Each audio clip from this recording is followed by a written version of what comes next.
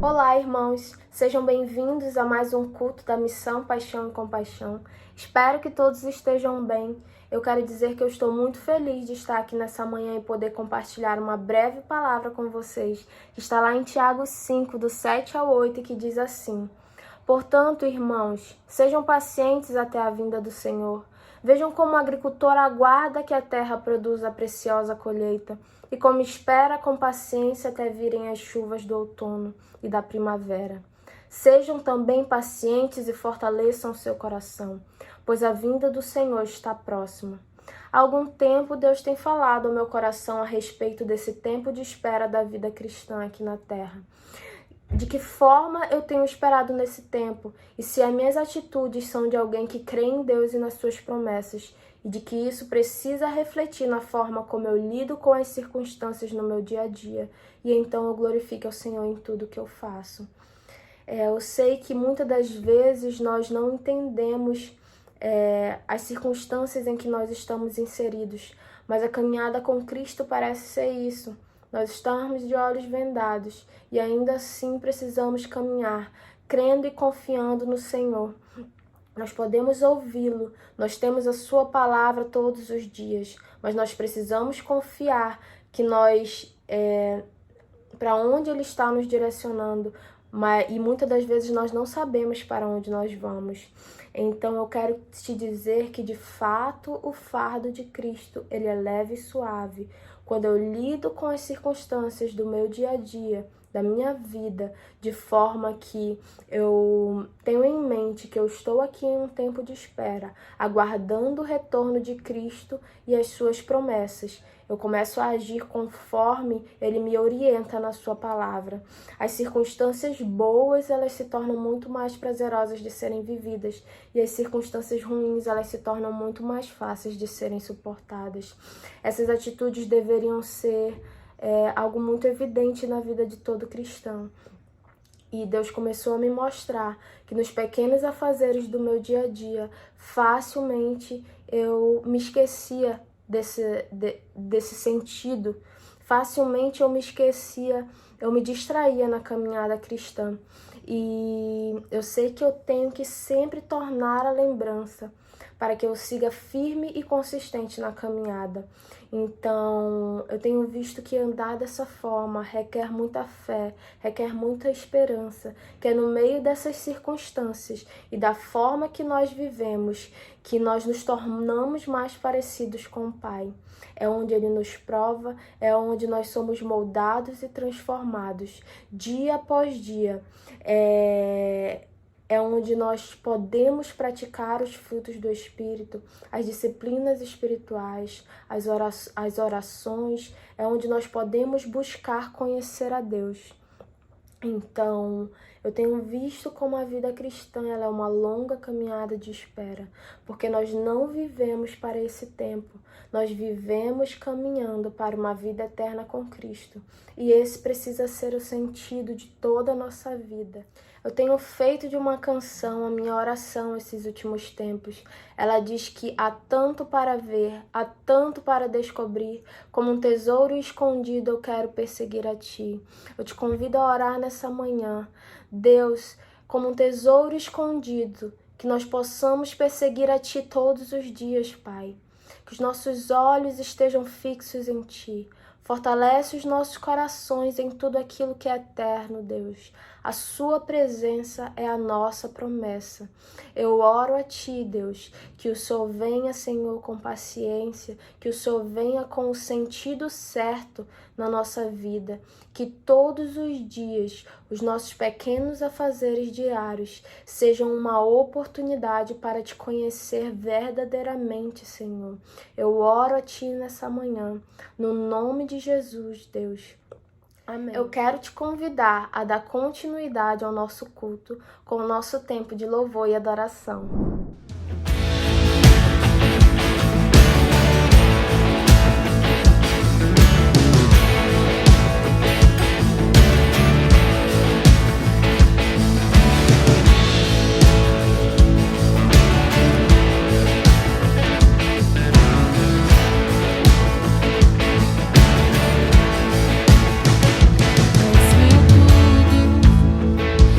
Senhor, és meu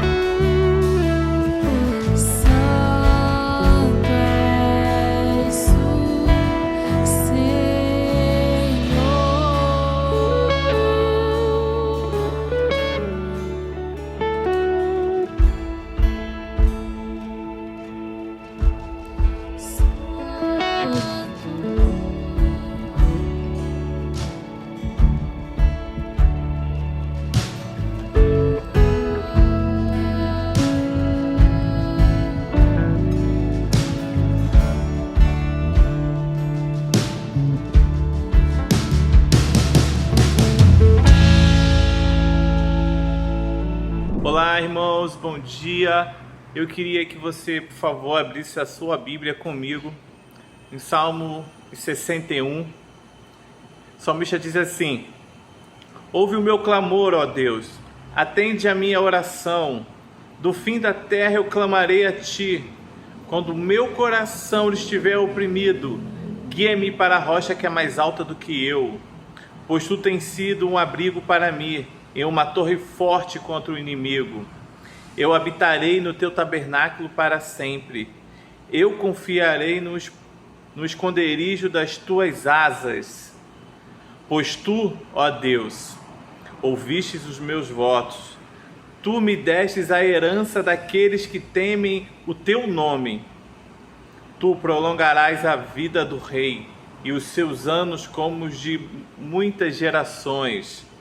Ele habitará diante de Deus para sempre.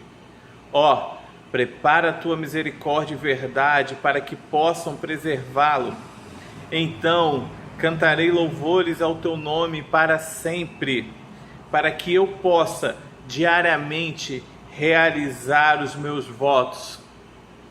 Percebe, irmãos, que no último verso ele revela a natureza do voto que Davi está fazendo no verso 5. E que voto é esse? Davi disse que o adoraria por toda a eternidade. Então nessa manhã eu quero convidar você a adorar o Senhor. Adorar o Senhor com o seu cântico, adorar o Senhor com o seu louvor a Ele, com o seu entendimento, com a sua paixão por Ele.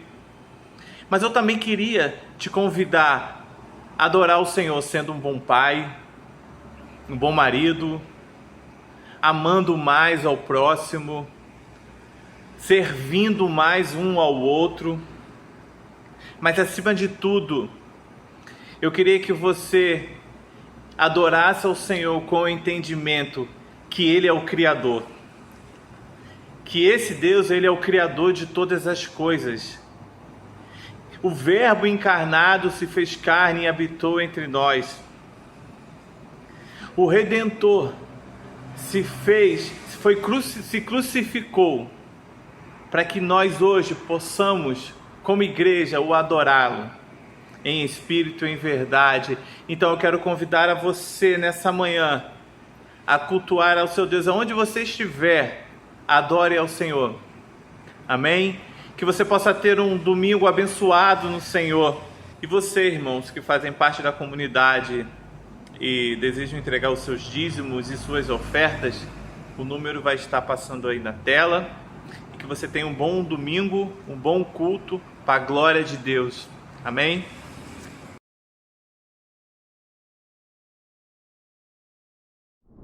Olá, irmãos, bom dia.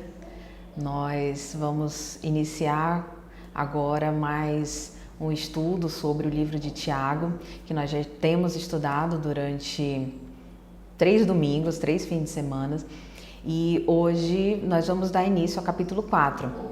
Mas antes eu queria falar com você, dar um pequeno resumo, só para relembrar sobre o que fala essa carta de Tiago. O capítulo 1 fala sobre a aprovação da nossa fé. Como cristãos, deixa muito claro que a nossa fé vai ser provada. E que isso é para perseverança, é como uma confirmação da autenticidade da nossa fé. E em seguida, no capítulo 2, fala sobre a fé que ultrapassa as emoções, que ultrapassa somente o intelecto. É uma fé que é verdadeira em Deus e que ela também precisa de uma fé verdadeira, ela evidencia através de obras, através dos padrões da sua vida, você evidencia em quem você crê. E no capítulo 3 nós vimos com o pastor Nicolas sobre as direções para uma vida piedosa em Cristo, sobre os pecados que nós podemos cometer com a nossa língua e o dever de vigiar para poder refrear a nossa língua, as nossas palavras, para não causar confusão, para evitar machucados desnecessários com os nossos irmãos, familiares, aquelas pessoas que nos rodeiam. E nós hoje vamos falar, né, no capítulo 4, sobre a humildade. E eu gostaria agora antes de nós começarmos, que você pegasse a sua Bíblia, chama aí a tua família, reúne todo mundo para a gente poder ler a Bíblia junto, para a gente poder orar, para a gente poder conversar sobre essa palavra e que fale o nosso coração, o Espírito Santo haja na nossa vida com transformação através da Bíblia. Vamos ler então Tiago capítulo 4, depois vamos orar. Acompanha comigo. De onde procedem guerras e contendas que há entre vós? De onde, senão dos prazeres que militam na vossa carne? Cobiçais e nada tendes, matais e invejais, e nada podeis obter. Viveis a lutar e a fazer guerras, nada tendes porque não pedis. Pedis e não recebeis, porque pedis mal, para esbanjardes em vossos prazeres. Infiéis, não compreendeis que a amizade do mundo é inimiga de Deus? Aquele, pois, que quiser ser amigo do mundo, constitui-se inimigo de Deus. Ou supondes que em vão afirma a Escritura: é com ciúme que por nós anseia o Espírito, que Ele faz habitar em nós? Antes dá maior graça, pelo que diz: Deus resiste aos soberbos, mas dá graça aos humildes. Sujeitai-vos, portanto, a Deus, mas resisti ao diabo, e ele fugirá de vós. Chegai-vos a Deus, e ele se chegará a vós outros. Purificai as mãos, pecadores, e vós que sois de ânimo dobre, limpai o coração. Afligi-vos, lamentai e chorai. Converta-se o vosso riso em pranto e a vossa alegria em tristeza. Humilhai-vos na presença do Senhor e Ele vos exaltará.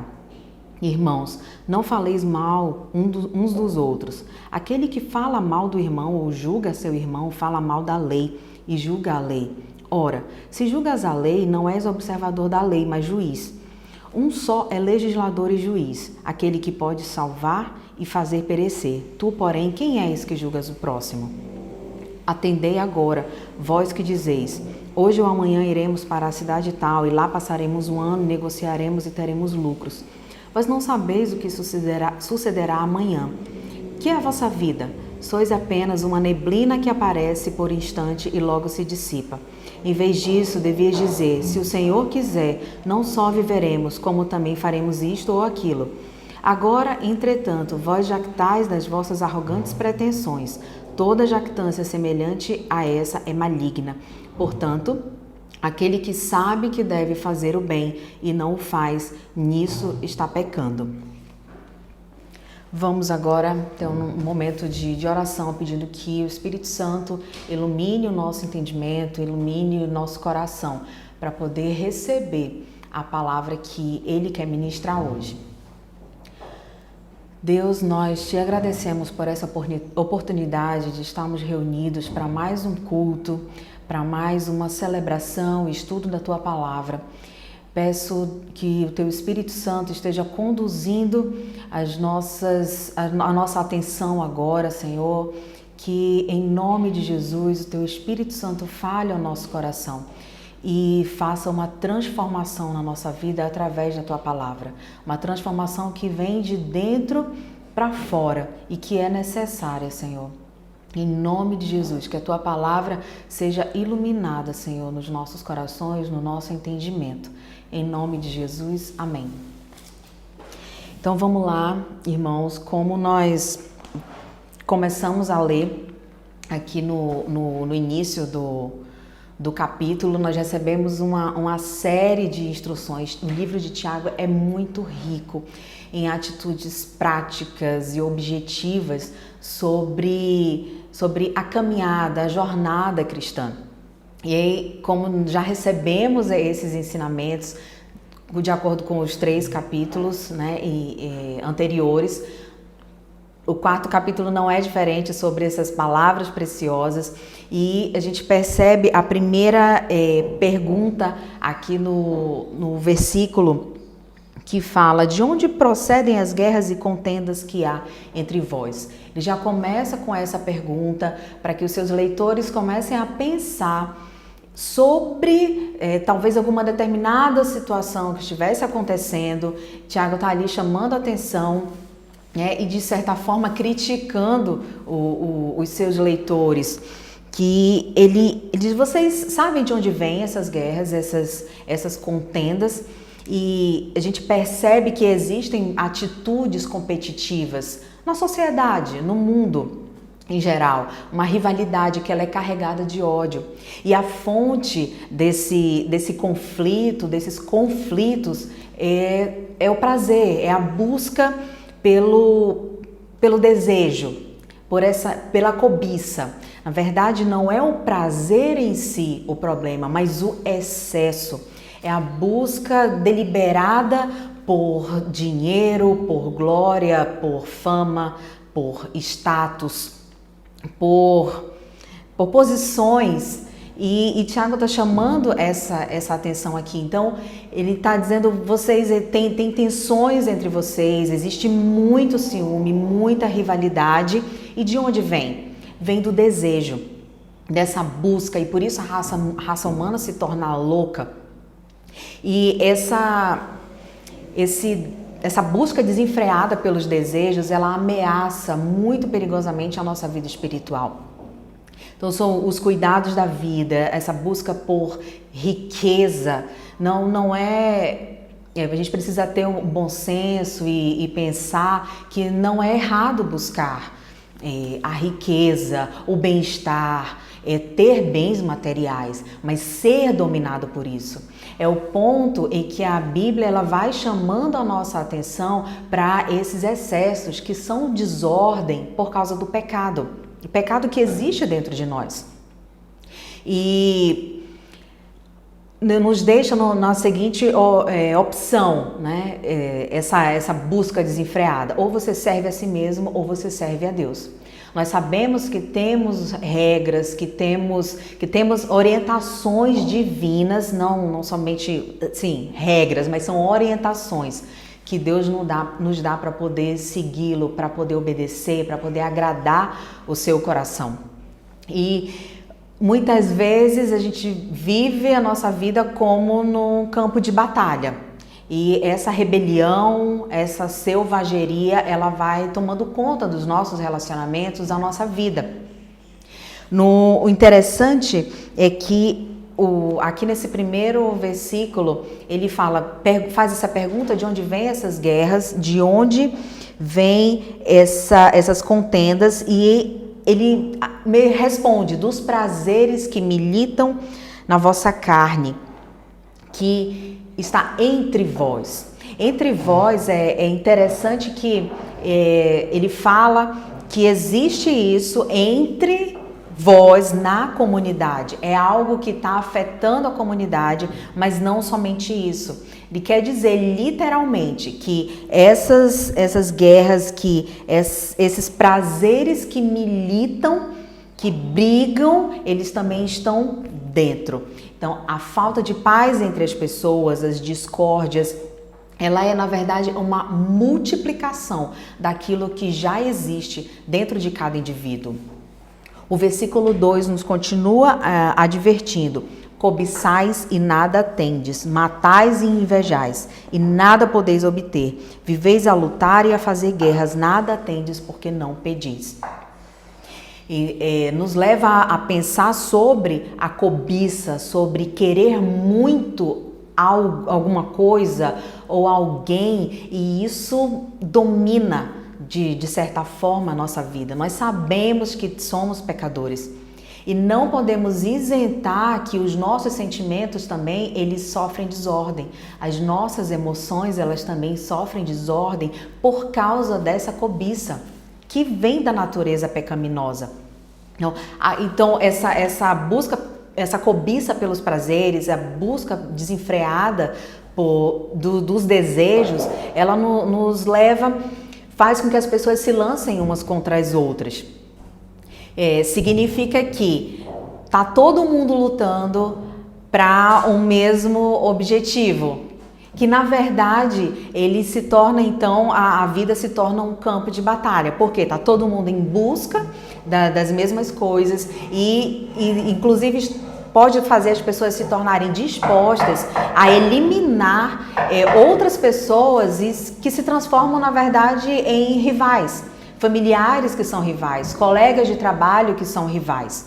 Justamente por esse desejo imoderado de possuir alguma coisa. Então, o que a gente percebe aí é que a busca pelos prazeres, essa obediência ao desejo carnal, ela faz com que os indivíduos se apartem uns dos outros. Quando obedecer a Deus, fazer a sua vontade, ele aproxima os homens. É essa a vontade de Deus, nos aproximar e não causar rivalidade ou ter ciúmes, guerras, contendas entre nós. Um segundo ponto que é uma consequência de uma vida dominada pelos prazeres é que a cobiça ela conduz os homens a obras vergonhosas. Pensa comigo, antes de uma pessoa tomar uma ação, ela tem uma força emocional no seu coração. Então, as pessoas podem muito bem passar um tempo sem se abster do desejo de que o prazer leva a realizar, mas no fundo o ser humano nunca estará seguro no seu coração. Em qualquer momento você pode resultar numa ação desastrosa, porque tem alimentado coisas no seu coração que você nem tem percebido. Então, você começa a desejar algo, então esse desejo ele começa a tomar conta dos seus pensamentos, você se pega pensando involuntariamente enquanto está acordado e enquanto dorme, sonha também com isso. Então, nasce o que a gente pode chamar de uma paixão dominante. Então, começamos a traçar planos e objetivos para conseguir aquilo que a gente quer e nesses planos, inclusive, a gente até coloca projetos para eliminar pessoas que atravessem o nosso caminho. E muito provavelmente vão se dar passos terríveis para concretizar, para obter aquilo que você deseja. Todo crime se originou do desejo. Em algum momento ocupou aquele sentimento no coração, foi alimentado durante um tempo suficiente que por fim foi convertido em ação. Então, aquilo que a gente alimenta na nossa mente, a gente alimenta no nosso coração, vem desse desejo que é desordenado por causa do pecado.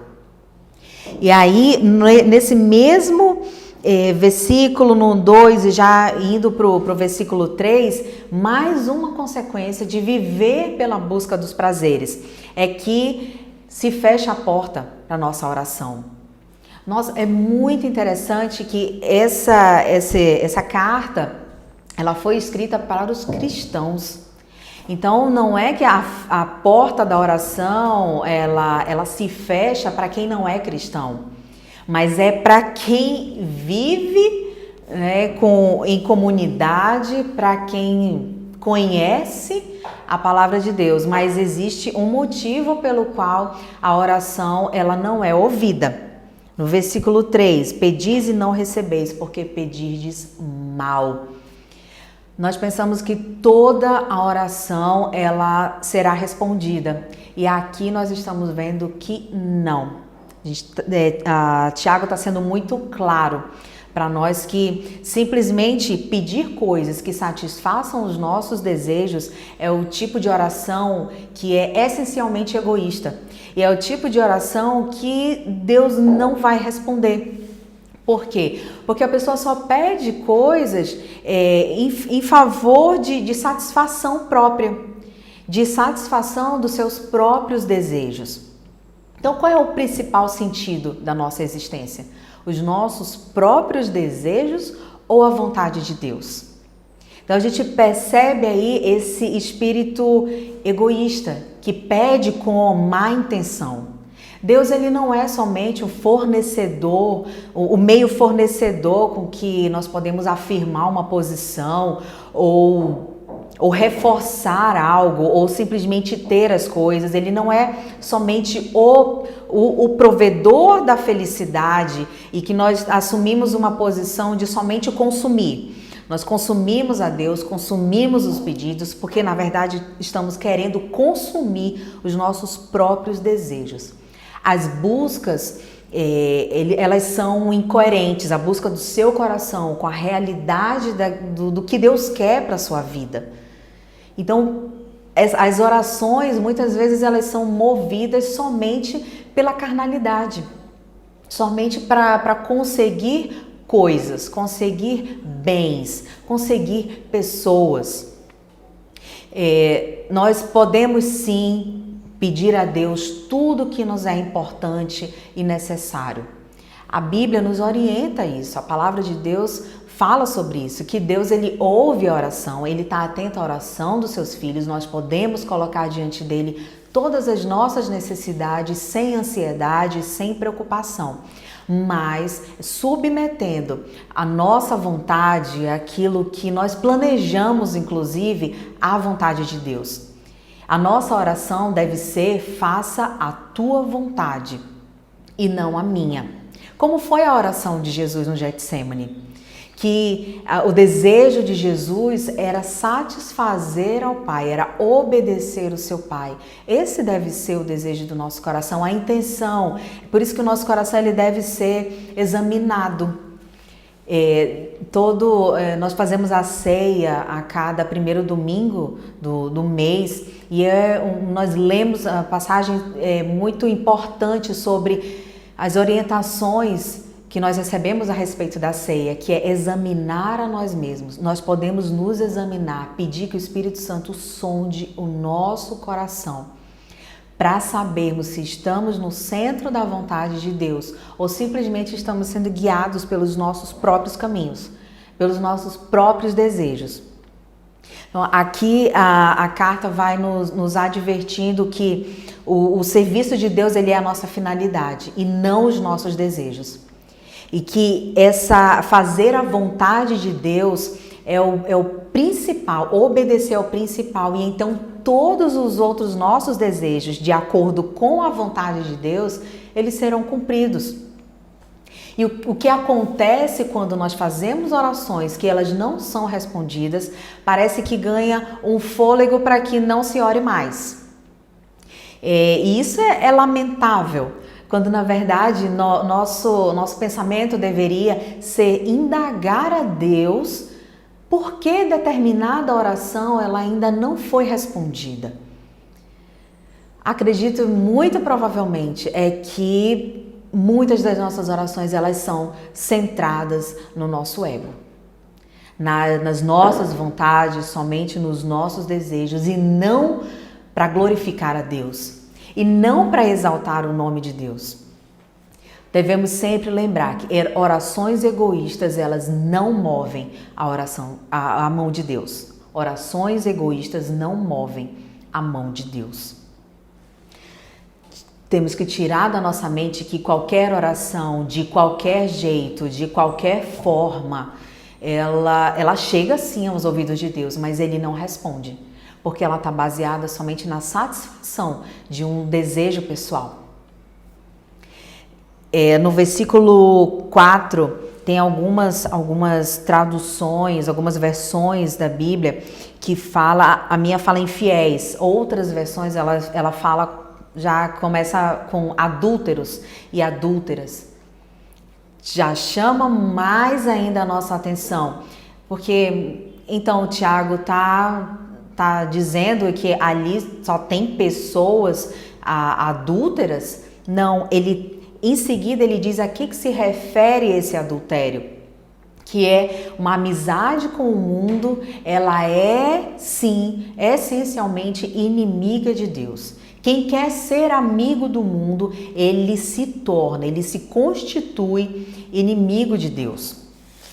E aqui a gente tem uma construção interessante sobre essa exclusividade, que é a essência do relacionamento humano.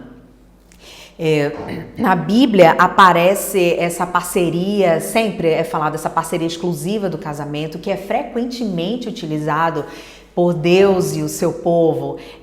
São relacionamentos muito próximos, como pai e filho, como marido e mulher. E aqui nessa passagem se destaca o relacionamento do casamento, que mostra o cuidado do Espírito Santo, que quanto mais esse amor é pleno, ele também se torna mais sensível. Um exemplo disso é que você pode pensar que um chefe, uma vizinha, não seria capaz de te magoar tanto quanto alguém que está com você, alguém que decidiu estar com você. O seu marido é uma pessoa que lhe ama muito, lhe cuida, mas quando ele lhe machuca, dói. O mesmo também acontece para as esposas. Por quê? Porque você decidiu estar com aquela pessoa. Deus decidiu estar conosco, Ele nos ama, Ele cuida. E Ele deixa claro que qualquer relacionamento que foge do relacionamento com Ele, a gente se torna inimigo de Deus. As coisas elas não podem andar juntas, é Deus e o mundo. E também aqui vale a gente começar a refletir sobre o que é esse mundo que Tiago está falando. O que é se tornar amigo do mundo? Não significa que nós não devemos viver, estudar, trabalhar, nos envolver com as coisas do dia a dia, não é sobre o cotidiano, mas é nos amoldar aos padrões de vida de pessoas, de uma sociedade que é levada pelo pecado, pela desobediência. Isso é ter padrões do mundo. Então essa forma como o mundo se comporta, a história que está por trás, é isso com que Deus ele se importa.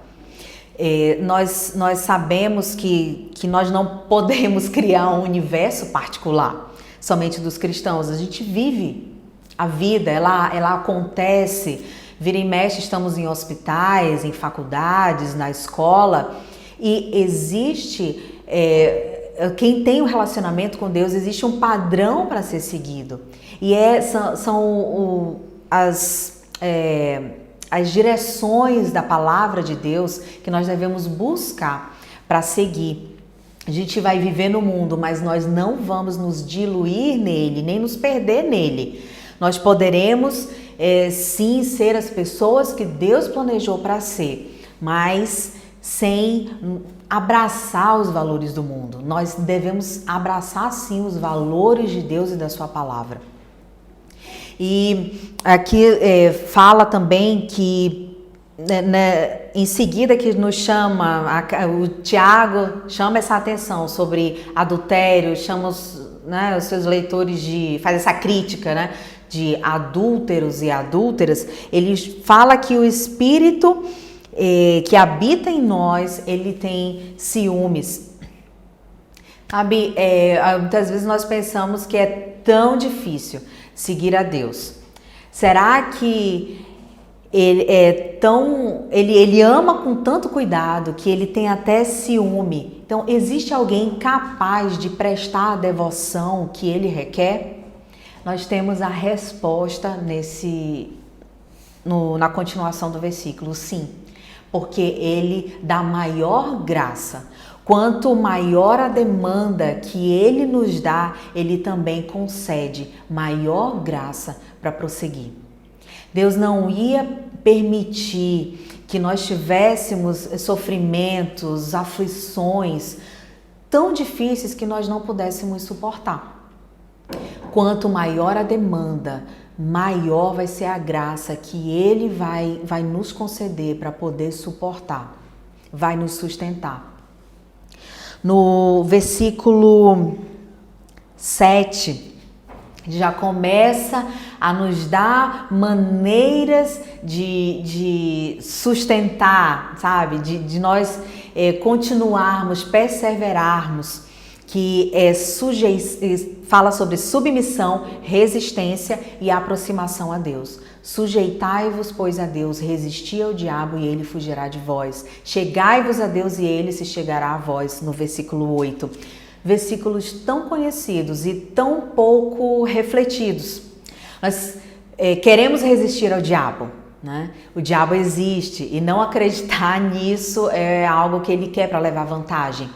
E nós, como cristãos, sabemos que temos que resistir, temos que lutar, temos que ser fortes com relação às paixões, tentações que muitas vezes o inimigo lança na nossa mente, que coloca na nossa frente. Queremos resistir, mas sozinhos. Enquanto a primeira direção aqui é submeta-se a Deus. Essa é a porta de entrada. Se submeter significa estar debaixo de autoridade, seguir direção. Muitas vezes nós percebemos, assim, na nossa caminhada mesmo, quantas vezes nós já seguimos instruções as instruções de Deus como se nós quiséssemos chegar como se fosse algum lugar. Você parte do pressuposto que já sabe aonde tem que ir, como tem que fazer e simplesmente, tenta levar a vida assim, achando que já sabe, ou então que o conhecimento do passado já pode te garantir onde chegar em Deus. Não é assim. Muitas vezes nós nós ouvimos, mas não prestamos atenção. O que acontece? A gente vai se perder no meio do caminho. Ou quando presta atenção, simplesmente não ouviu direito as direções e aí faz o que achar melhor. E acaba que fica nesse círculo sem fim, enquanto a palavra de Deus está apontando uma direção. Você pensa que confia, que sabe o que está fazendo e na verdade vai se perdendo. A submissão ela é o oposto disso. É ter todas as áreas da nossa vida submetidas a Deus, de forma a consultar sempre a sua vontade, a sua direção, ouvir dele a orientação para cada passo na nossa vida. Nós devemos submeter para poder resistir. Não se resiste ao diabo, não se faz oposição às forças do mal com o poder próprio, somente através de Deus. Requer vigilância, requer oração. Lembre que resistência passada não é garantia de resistência futura. Nós passamos por alguma dificuldade, alguma experiência que nós julgamos já ter aprendido, julgamos ter alcançado. E acabamos por viver do passado, ou então da experiência dos outros, daquilo que já foi vivido há muito tempo atrás, quando na verdade precisamos ter o posicionamento de viver isso diariamente.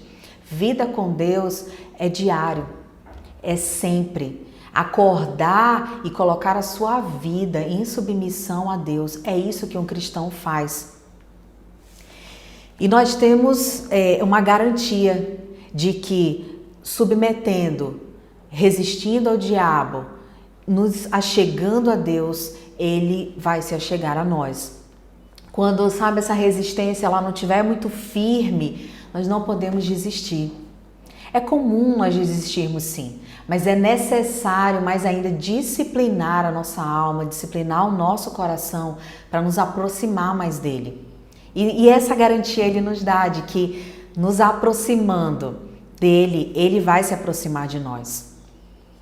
E continua aqui no versículo 8 nos advertindo que nós devemos limpar as mãos.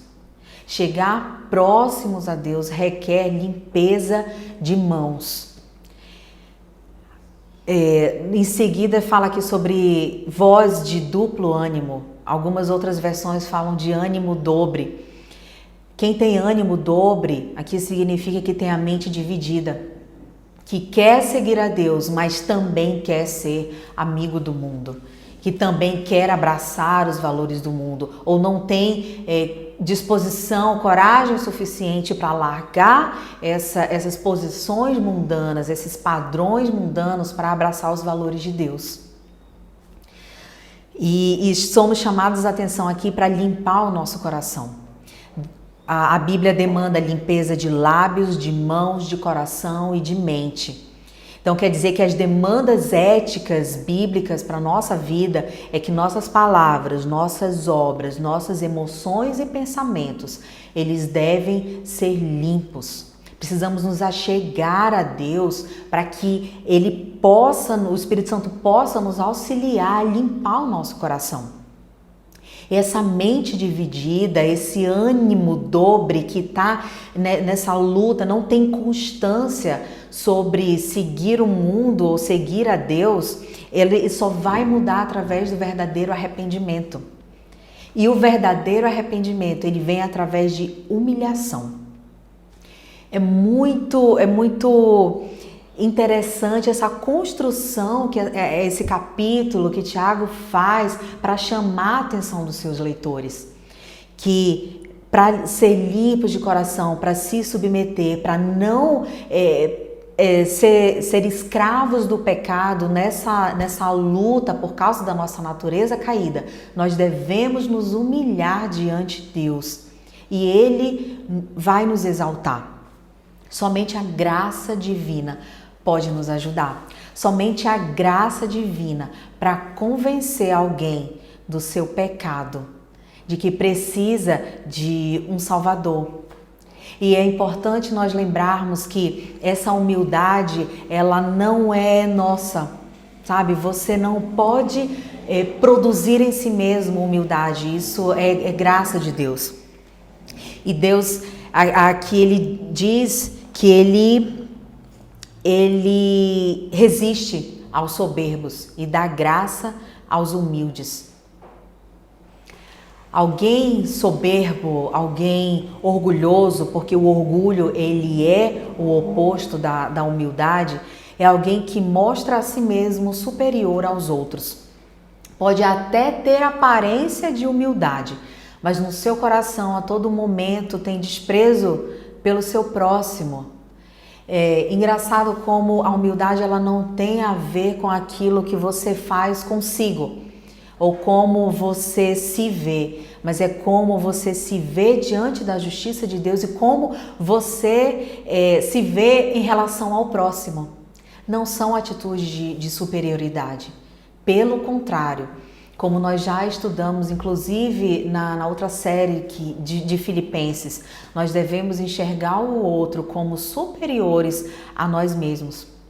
Uma pessoa orgulhosa, ela não reconhece a sua própria necessidade. Ela não reconhece que precisa de ajuda e acaba se comportando com autossuficiência, de que eu posso, eu faço, eu consigo, o poder está dentro de mim, por isso eu posso fazer qualquer coisa que eu quero. Não conhece a própria necessidade do seu coração.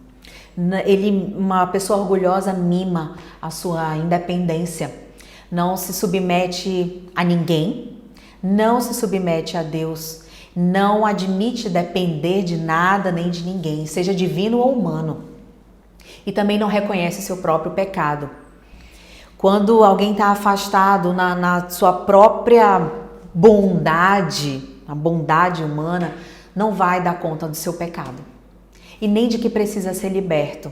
Então o orgulhoso nunca pode receber ajuda porque ele mesmo não sabe que ele necessita de ajuda, porque ele não ama a Deus, ama somente a si mesmo. Somente quando alguém reconhece, percebe a sua própria ignorância, pede que Deus seja o seu guia. Quando percebe realmente as coisas que são importantes, ele vai rogar pela graça de Deus. Quando alguém compreende que a sua vida, ela precisa ser guiada por Deus, ele busca essa fortaleza em Deus. E somente quando alguém compreende o seu próprio pecado, ele vai entender que precisa de um Salvador e precisa ser perdoado por Deus. O cristão, ele é humilde E isso faz com que ele reconheça que as suas batalhas contra o diabo, que essa resistência que é orientada na Bíblia, resistência ao diabo, ela só vai ser conseguida através de submissão. E essa submissão através de humilhação na presença de Deus, diante de Deus. Nós sabemos que a igreja é a comunidade dos salvos em Cristo. Nós sabemos que estamos num processo de santificação, de mudança de valores, sim. Mas nós não podemos fazer vistas grossas para o pecado. Seja o seu pecado ou o pecado do seu irmão. É necessário confrontar, mas com a verdade em amor. Esse processo de santificação, nós reconhecemos que nós falhamos e continuaremos falhando, mas nós vamos continuar confrontando o pecado, continuar reconhecendo, trazendo, sabe, a nossa memória que precisamos nos humilhar, precisamos ajudar uns aos outros, não porque nós somos moralistas ou legalistas, eu falo dos cristãos como um todo, mas porque nós amamos uns aos outros. E esse amor de Deus, ele une. Ele não faz divisão, não é cada um lutando por si, as suas vontades, aquilo que pensa, os seus achismos, mas é lutando em prol da verdade de Deus. E isso vai nos fazer um. Renuncie conflitos desnecessários. Nós não precisamos andar como pessoas que andam em contenda, fazendo guerras e pelejas. Nós precisamos renunciar à rebelião. Rebelião de não querer ajuda de Deus e nem receber ajuda, a exortação do próximo. Se apresse em confessar pecado. Isso é um passo importantíssimo para nós recebermos esse dentro do nosso coração, esse arrependimento, né? Examinar o nosso coração e confessar as nossas falhas diante de Deus, admitir com sinceridade que somos todos pecadores. Esse livro, ele vem assim nos pedir uma reforma moral que abrange conduta exterior, sim, mas também uma conduta interior. Exige mãos limpas, mas exige também coração puro. Expresse a sua dependência contínua de Deus, porque uma pessoa independente, um espírito independente, ele entra em guerra com a humildade divina. Nós não queremos ser inimigos de Deus. Nós queremos ser cheios da graça dele para poder nosso coração estar disposto e mudar o que precisa ser mudado. Nós devemos admitir a nossa desesperadora necessidade da ajuda de Deus. É isso que falta, sabe, talvez para continuidade dos passos. O arrependimento, ele foi necessário, sim, aquele primeiro arrependimento, aquele primeiro encontro, né, para que nós pudéssemos ser alcançados, salvos pela graça. E arrependimento, ele também continua sendo necessário para continuar essa jornada. Não é uma vez que se arrepende e que se é salvo e pronto, e vida que segue. Na verdade, muitas vezes os ciclos das nossas vidas, eles não se rompem, porque falta humildade para reconhecer a necessidade, admitir que precisamos nos humilhar sempre, reconhecer que somos pecadores e voltar aos pés da cruz e receber dele perdão. Nós recebemos toda essa exortação, vamos dizer assim, uma crítica, direção, e espero em nome de Jesus que o seu coração seja abraçado pelo Espírito Santo e que ele te convença do pecado e que também ele é perdoador. Jesus veio perdoar. Você deu o primeiro passo na sua caminhada, existem outros passos para serem dados. Não desista, continue. Lembre que a desejada exaltação, ela requer uma condição, a humilhação. Se não houve ainda exaltação, é porque talvez você ainda não foi, nós ainda não fomos humilhados o suficiente. E nós temos uma vida inteira para aprendermos a ser humildes. E a verdadeira exaltação, a exaltação a qual a palavra de Deus se refere, ela não está se referindo a ninguém que é humano. Não é exaltação de status, não é exaltação de posição. É a exaltação. Quando Jesus voltar, nós vamos poder ouvir, muito bem, servo bom e fiel. Você viveu embora no meio de aflições e dificuldades, aprendeu a reconhecer que precisa de ajuda, que precisa de um Salvador, que precisa de perdão. Seja bem-vindo, entra no gozo do teu Senhor. Esse é o nosso alvo, esse deve ser o nosso alvo de exaltação de todo cristão verdadeiro. Eu espero sinceramente que essa palavra tenha chegado ao seu coração como chegou no meu, como tem me feito refletir muito sobre as intenções do coração. Não somente aquilo que é exterior, mas aquilo que vem lá de dentro e que só pode ser transformado através do Espírito Santo. Então eu queria fazer uma oração agora, pedir que o Espírito Santo trabalhe, que ele fale ao nosso coração e que haja essa mudança, que haja uma mudança de consciência, mas que isso comece por dentro. Estipule ações práticas no seu cotidiano, no seu dia a dia, nas suas atitudes, na forma como você tem vivido. Repense e mude de direção. Essa é a verdadeira conversão, é mudar a direção. Saber quais são as direções de Deus, para que você possa conhecer e obedecer e assim fazer a vontade do nosso Pai. Vamos orar. Deus, eu te agradeço por esse momento, eu te agradeço por essa comunidade, Senhor, Missão, Paixão e Compaixão, que tem persistido em te conhecer, tem persistido em buscar a tua vontade, Senhor. Eu peço em nome de Jesus que o Senhor nos ajude nessa jornada, nessa caminhada, que muitas vezes pode parecer árdua, difícil, mas que o Senhor tem conduzido os nossos passos.